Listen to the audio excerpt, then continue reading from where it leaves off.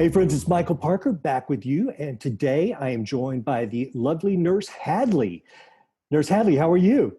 I'm good. How are you doing? I'm doing good. You were coming to me from outside of New Orleans. Yes, just outside New Orleans. You are a registered nurse and you specialize in hospice care. I do. Yes, I do. And first of all, I heard that you were diagnosed with COVID. How are you feeling? I'm doing okay. Not 100%, but getting there. And when did you get diagnosed? It was on Wednesday, so less than a week ago. Now you're a mother with two children, and your husband. Did you get tested as part of your regular nursing regimen, or did you feel bad, or what? I did, yeah, so we are tested twice a week. But I was tested again in the middle of that twice a week because I had body aches. So explain to us that have not had COVID, what it feels like to you, and has any of the rest of your family been diagnosed that way? So my husband's okay, which is great. My daughter has been sick all weekend, just the sickest she's ever been, unfortunately. And as far as it feels, I just had body aches, some shortness of breath, and just overall, not feeling good. Your daughter, how old is your daughter? She's 9 months old.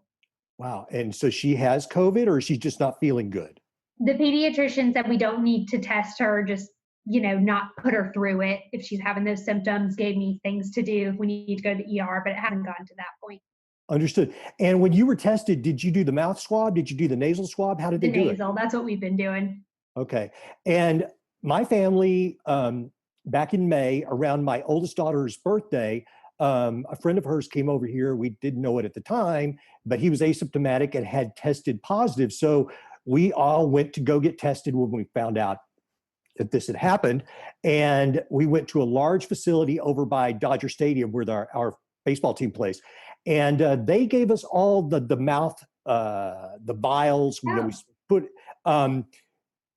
is there any reason that you think they would have given us that as opposed to the nasal swab? I was glad they didn't give us the nasal swab because it looks somewhat invasive, but is one cheaper than the other, or? Not that I know of. We've only done the nasal, which to me, I would think that would be cheaper because we're doing it so often, all of our patients, all of us. But, I'm not really sure on the cost difference of them. And because you are in the hospice industry, first of all, for our listeners who may not understand exactly what hospice encompasses, what is hospice care in a general sense, and more particularly, what is it that you do? Yeah, so hospice is for people who are not wanting to do aggressive treatment anymore, such as chemotherapy, surgery, stuff like that. Um, Definitely right now with COVID going on, it's a lot of people who want to go home. It's the care of the dying, people who are dying, they have 6 months or less to live. So they get to come home instead of being in a hospital and spending their last days fighting, I hate to say. So I go to people's homes mostly. Sometimes I go to facilities if that's where they're living. And I handle anything and everything. A lot of pain control, though. Symptom management, such as anxiety, of course, wound care, fully catheter care, and preparing the families. It's taking care of a patient for a whole, which is part of why I just love it instead of just treating certain things. I've been watching your videos and I've learned a lot. And by the way, you are extremely popular on TikTok. And I never had TikTok until, well, actually, I still don't. I watch it all on my laptop. But I've learned a lot of practical information just from watching your videos. So tell me, what inspired you back in February or whenever you began this? Just like, you know what? I'm going to upload some videos to TikTok. What made you do that? So I actually wanted to make a video for like my Facebook and Instagram, and I don't really have any experience editing videos. So I saw that TikTok is like simplified video editing. So I downloaded it. I basically made a video because when COVID first started, we did not have the supplies, in my opinion, needed to protect ourselves. Me and my husband's going. So our kids actually went and stayed with my parents for 6 weeks. Plus the schools were closed and we were busier than ever. So I made a video about that saying, it's never our plan to send our 3-month-old away and our other kid. But, this is what we signed up for. So, like, we're going to be there for you. And that's the video I made. But I ended up just posting it to TikTok because that's how it saves it to your phone. So I could post it elsewhere. And it went viral with 2 million views. Wow, 2 million views. That's Yeah. huge. So, okay, so of all the videos I've seen, I guess I haven't seen this initial one, but you guys didn't have the right PPE. You didn't have the supplies you needed? No, that's whenever the CDC was telling us to wear bandanas to work. Yeah. So we were a little bit nervous about it. Understood. And what all were you guys short on at that time? Everything or masks or what? Well, at the time, now we're wearing masks and goggles and gowns. But at the time, we only had masks, and they were limited. I mean, it was so bad as to where my husband had a little bit better supply, and he'd bring them back to me like that. That's what was going on. It was bad. And your husband is in the healthcare industry as well. What does he do? He's a doctor of physical therapy. Okay. And I believe from your videos that you guys actually met working in a rehab or a rehabilitation facility? Yeah, it's called a skilled nursing facility. So it's people who have had like strokes or trauma surgery, and they're not ready to go home from the hospital. They need that in between care and get a lot of physical therapy, which is what he does. That's where we met. That's a wonderful story. So the hospice industry in general, how is it dealing with the COVID crisis? Because you guys have to go to people's homes. You're going to these facilities where people are staying. How are you guys tackling this issue? We're taking extra precautions. We're wearing masks and now goggles everywhere. If we feel like, or if we already know someone has it, then we wear gowns as well, or an N95. And I honestly feel like it's company to company, and I feel like my company has a pretty good hold on it now. Of course, there was that initial like, oh my God, but after 6 weeks, which is when we got the kids back, I felt like they had a pretty good control on it. That's good. And because you're in this industry, and listen, I'm not a healthcare professional, so I don't know. So I'm just asking you, especially since you do what you do. What was your thought when they started putting COVID patients in nursing homes? Was that an okay thing, or was that weird? Or that was, it's tough because the hospitals, I understand the people are more vulnerable there, so you want to get them out of there. Plus, they're full, so I understand wanting to get them out, and they can't always go home.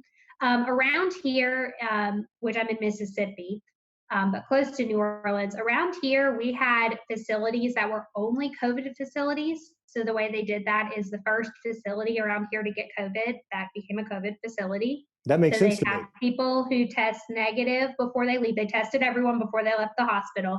If you tested positive, you went to the COVID facilities. And if you tested negative, you went to the non-COVID facilities. So not everywhere is doing that across the country, but I do like that process a lot better. Yeah. And so I'm guessing you tested positive on Wednesday.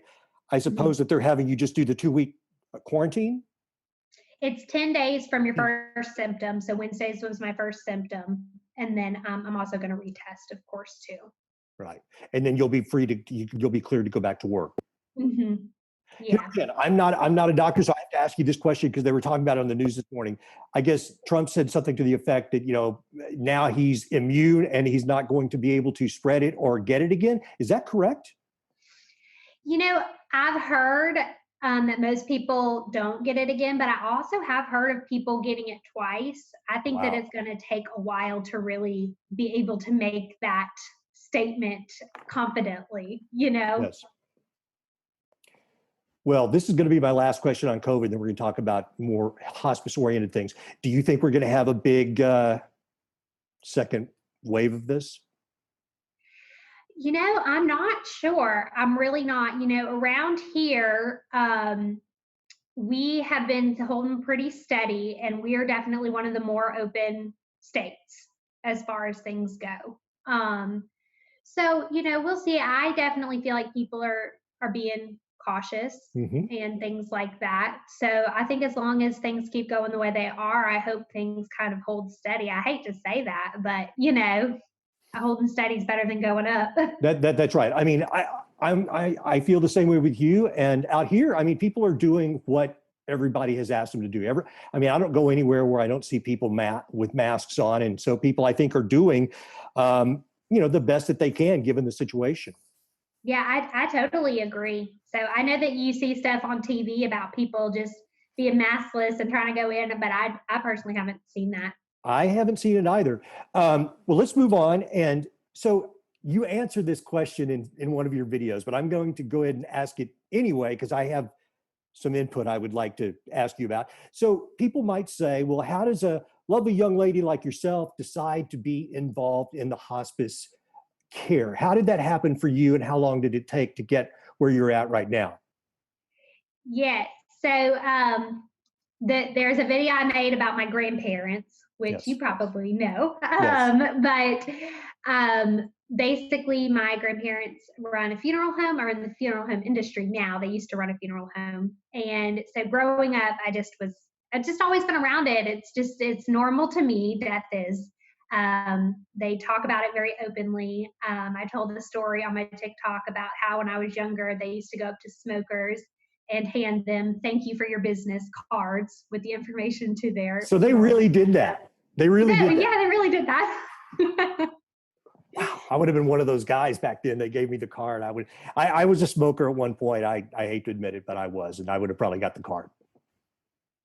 Yeah, they did. Just people standing outside Chili's, and now I'm like, what in the world, guys? But at the time, it seemed normal. Yeah. But when I worked in the rehab facility with people who had had strokes or traumas, where I met my husband, a lot of times those people unfortunately would not get better. So hospice would be consulted. And that's really the first time I was introduced to hospice because we don't really learn about it in nursing school at all. And Let me stop for a second. Why do you think that is? Because I noticed that you said that in one of your videos. Why do you think that is?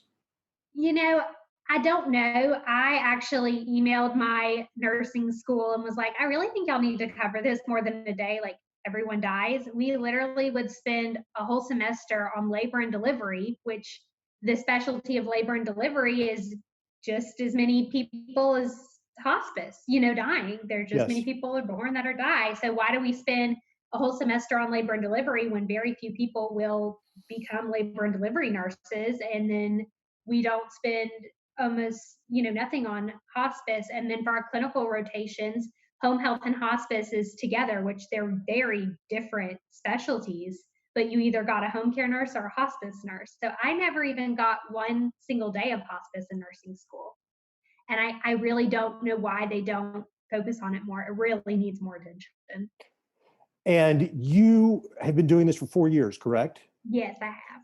Well, it seems like, first of all, if I had to have hospice care, I would want someone as smiley as you are, because I would think that hospice care, one of the most important things that you could have besides medical knowledge, is just empathy and a willingness to listen and to help those people feel better. Yeah, absolutely. And a lot of it's the families too. You spend a lot of time talking through things with the family, not always the patient. A lot of times my patients won't even be coherent, or, they'll be in a coma. So it's treating their family members too. Well, I would think that you'd be very good at that. You have a wonderful personality. You've mentioned some things, and I'm very the mystery of death and life and death is something that we all look at our own mortality, and we are all going to face it one day. One of the things that you talk about in one of your videos I found fascinating, and I was hoping you could share it again, because I read some people kind of criticizing you for this, yet I thought it was a very interesting story. You basically told the phases that people go through before they pass. And I was wondering if you could relay that again. Yeah, if I could remember, I kind of read off of basically where I got it from is this blue book that we actually give family members. It's based on evidence based research of signs and symptoms that you'll have, which, it cracked me up when people were like, oh, this isn't true at all. And I'm like, I mean, it's the only evidence based research we have, and I find it to be extremely true, but okay. So, basically 3-ish months before you pass, you're going to start to disconnect from the outside world. So that'll look like not being as interested in current events or sleeping more. You start to eat a little bit less. And, spiritually, we think that that's because you're moving from this world to the next. And then about a month beforehand, that basically gets worse. You'll be sleeping most of the day now, and you just start to gradually eat less because what I tell my families that are spiritual is we don't need this body anymore. So we just don't need it. And then a couple of weeks beforehand, we'll start to see some changes, such as your hands will start to get blue or your feet will start to get blue. You're only eating a couple of bites at that point, and you're sleeping vast majority of the day. And then a couple of days before, most people are in a coma before they pass. You'll see some breathing changes, which is rapid breathing and then long pauses. And then the blood pressure will drop as well. And then that blueness in your hands and feet will get worse. And then a couple of hours beforehand, um, you can't even really tell when it's going to happen. People talk about the moment of death so much, but we actually don't really know it's happening until it's been a couple of minutes and there's not another breath. So at that point, there's people who they breathe pretty ragged and then they pause for a really, really long time. So you don't really even know when it happened until it's been another minute, if that makes sense. No, it makes sense. You tell one story that there was a woman who went into a coma and you thought that she had passed. You gave her daughter a moment, and then the woman looked at you and even went so far as to, it's weird to say, but scream. Yeah, she did. It was the craziest experience I've ever had. Is that something that happens occasionally? I mean, I've never heard this, but So that's the only time it's ever happened to me in 4 years. But a nurse that I worked with at the time actually had another patient who did wake up. Both my patient and that patient had pacemakers. So, that could be the thought behind why that happens. But my nurse friend who had it happen, he woke up after like 5 minutes. She had declared him, and he actually woke up and said, "Why are y'all crying?" and then died again. So that just it always blows my mind. It's crazy. and were you a spiritual person before you took this vocation? Have you become one now, or are you kind of in the same place you were before? So I considered myself spiritual before. You know how everyone's like, "Oh, well, I'm Christian, I'm this, I'm that," Right. and I considered myself to be that. But at the end of the day, I was kind of like, "Well, I mean, what if there's nothing?" That kind of thought process. And now I do feel 100% like that there is some sort of afterlife. I don't put a face or a name to it, is what I say, Yep. but I do feel like there is something beyond there.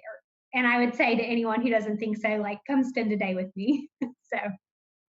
You go through, I find that comforting, and I choose to believe that there is, even if there isn't, because it just makes me feel better.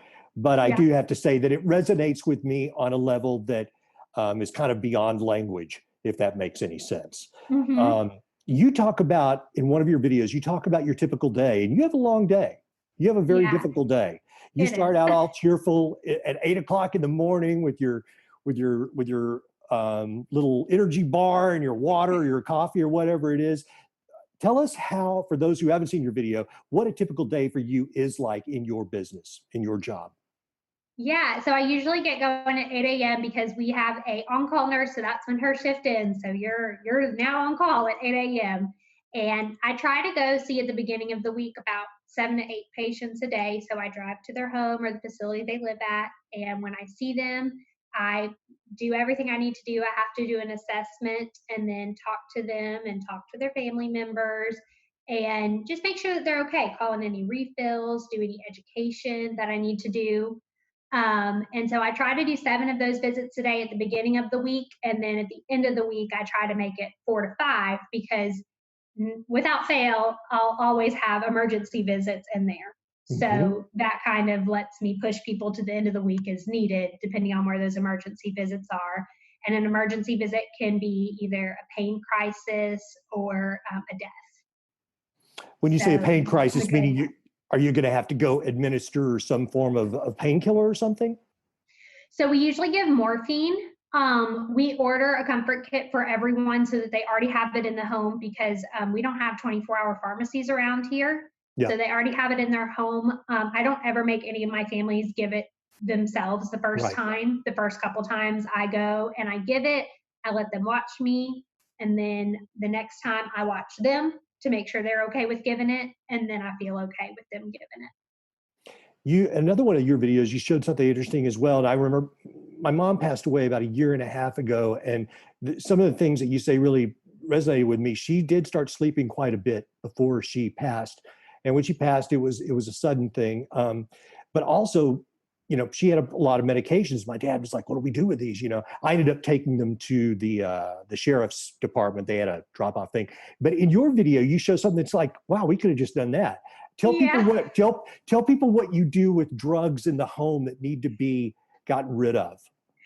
Yeah, so I was so shocked when I went into hospice. I was like, oh, drugs, like we're destroying the hard stuff. Like, oh, this is going to be so intense. And you just crush them up and you put them in a Ziploc bag with hot water and dish soap, and then you throw it away, and that's it. Or you can do kitty litter. Some people do that. Kitty litter, what do you mean? What do you do with the kitty litter? You just put it instead of like the soap, and it's just anything to make it to where someone wouldn't eat it if they got it. Well, that makes sense because, you're talking about opioids and currently, we have such a situation with that. That was a very clever and helpful tip.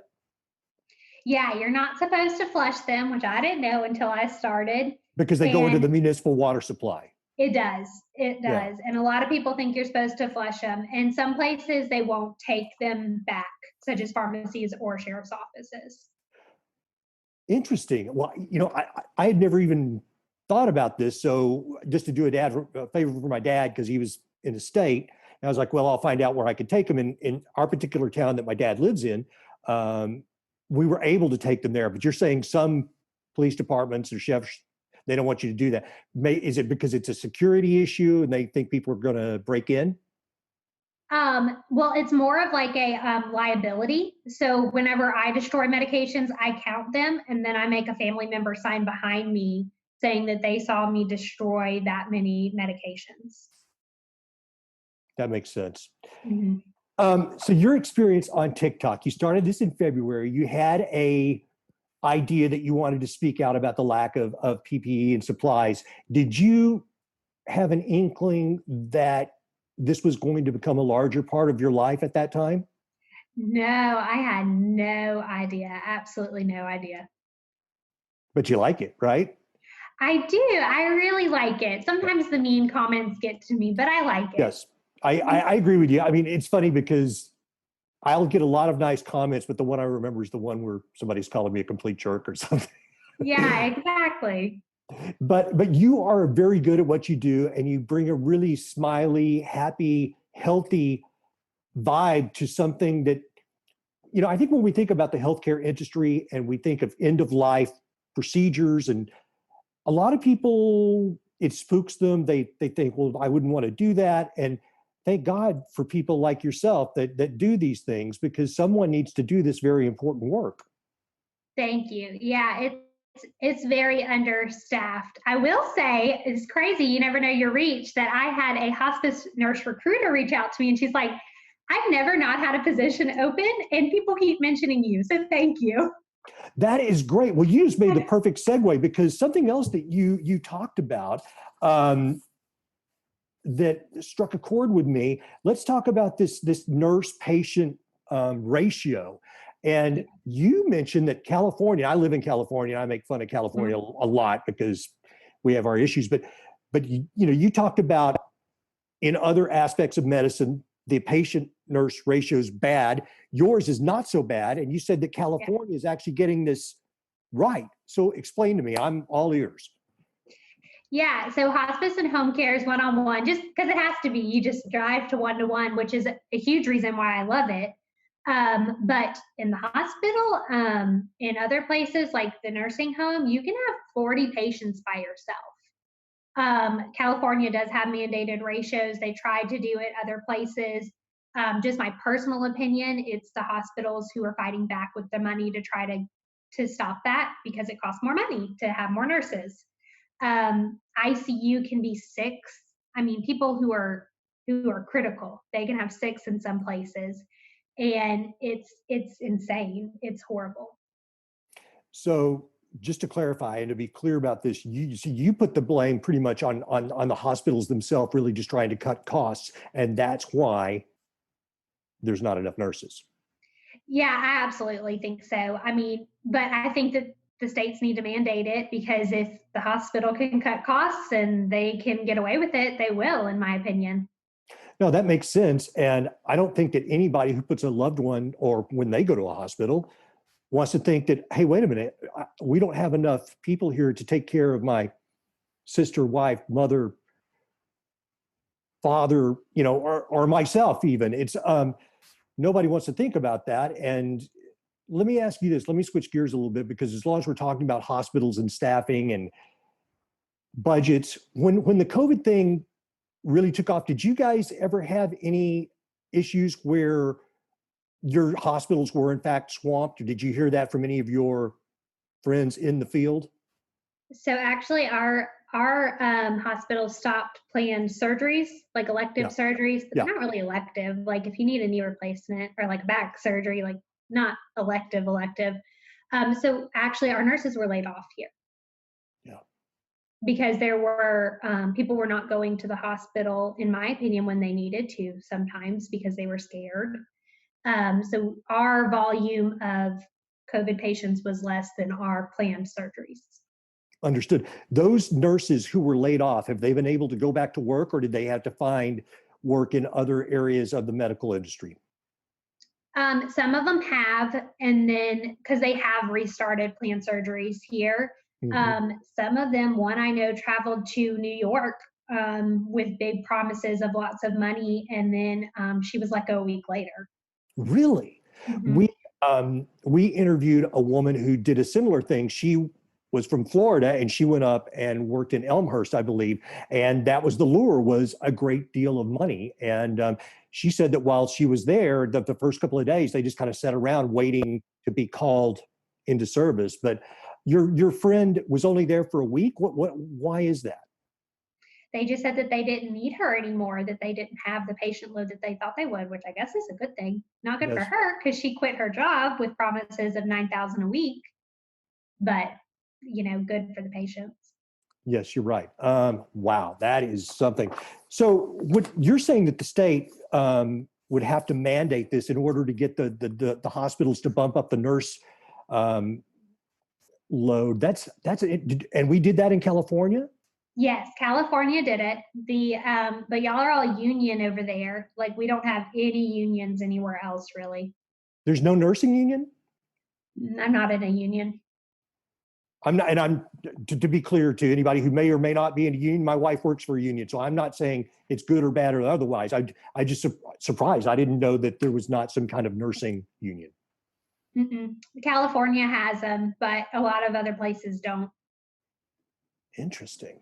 Hmm. Wow. So, are you still when you when you're done with COVID in the next few days, you'll be able to go back to work in the hospice care. Would you ever see yourself going back to work in a hospital per se, or is this really where you want to be, and then doing outreach through digital media? Yeah, I don't think I'll ever go back to the hospital. I do get paid a lot more working in hospice, so I wouldn't be able to. Well, that makes a difference as well. I Yeah. mean, hey, good for I you. That's kind of the good thing about no one wanting to do it is they'll pay you more. Back to your TikTok and your social media work, you become very popular very quickly, and BuzzFeed and Yahoo have done things on you. You mentioned in a bio that I saw about you that your audience is largely female, and this is Yes. just kind of a funny thing. My wife and my sister-in-law both love to watch medical shows. You know, it's like as a guy, like I never watch medical shows, but it just made me smile when I read that. It's like I get it. It's like women are very kind of keyed into health and that maybe that sounds sexist. I hope not, but a caregiving maternal feeling. Oh yeah, absolutely. Yeah. And TikTok shows me those analytics. So I'm like almost 90% female that follow me. I've noticed that you're taking stories from your audience and you're Yes. telling some of those stories and you're telling people, hey, it can be anonymous or I'll tag you. And in the month of October, you've told some kind of scary stories. You've got some spooky kind of paranormal things that have happened to nurses. So what's on tap for the remainder of the year? Is it going to continue to be wild and crazy? I mean, I know we got the election in November, but I listen. I don't think I'm saying anything unique here, but it's like, man, I hope we don't lock down again. I think people get really depressed during that. I'm hoping there's not going to be a second wave. What is the scuttlebutt in the medical community about what's going to happen in fall and winter? I think we're concerned about flu season. Mm. I definitely am concerned. Normally, you're seeing lots of commercials and news about getting your flu vaccine. On the other hand, hopefully the masks will help with that, like we normally don't have. But flu can be extremely deadly as well. And you're supposed to get vaccinated. And I'm kind of concerned that people don't even know that it's time to get vaccinated for the flu because it's all COVID right now. Well, that brings up an excellent point because this past winter, I started reading about COVID in December. I told some people in January, "Hey, this is going to be a big deal." They're kind of like, "Yeah, we'll see." And of course, in March, um, it was the biggest story on the planet. But it does call into question. So I mean, people still had the flu, I would think, during that time, but we just didn't hear anything about it. So Mhm.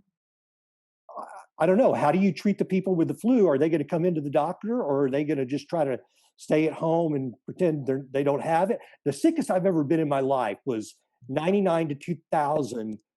That winter, I got the flu. And I remember because at the time, my brother wanted to come out here to see LA really for the first time in his life. And I was sick as a dog.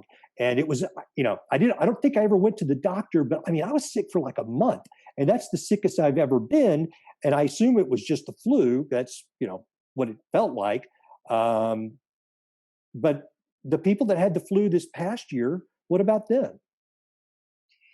It really could have been. I'm actually hoping that people might actually go in a little bit sooner than they normally would with the flu. You can take Tamiflu within a certain window after symptoms, but I think people might go in thinking it's COVID, get tested for the flu, and then they can take Tamiflu, which helps a lot. Tamiflu is not over the counter though, right? I mean, you have to be prescribed that, right? Mhm. You do have to be prescribed it. And Tamiflu you have to take in the first 5 days, I believe, right? For it to really Yeah, I work. think it's something like that. I don't remember from my immediate care days. Right, right. So the flu, so you're in the hospice industry. I mean, because it's terminal, how do you deal with the flu? Is it, this sounds morbid to say, but it's a practical question. Do you still, if a person gets the flu at the end of their life, what do you do? So we don't even know if people have the flu because we don't test them. Yeah, we just won't even test them. We try not to put people through that.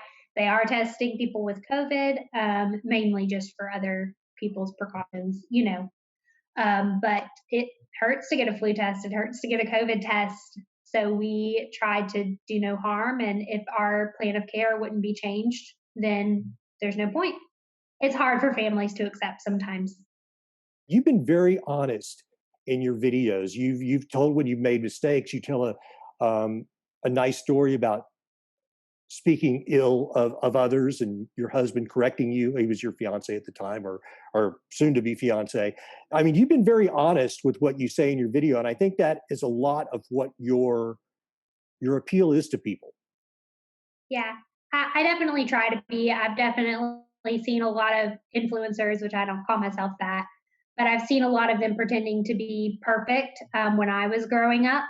And I thought, adult life is just perfect. You have this perfect home and perfect kids, and they're Lily Pulitzer, and that's what it is when you're an adult. And then I got to adulthood, and I'm like, this is not what we need to be feeding young kids. We all make mistakes. No one's life is perfect, so we need to show the realness. But you can still be happy with I those agree. mistakes.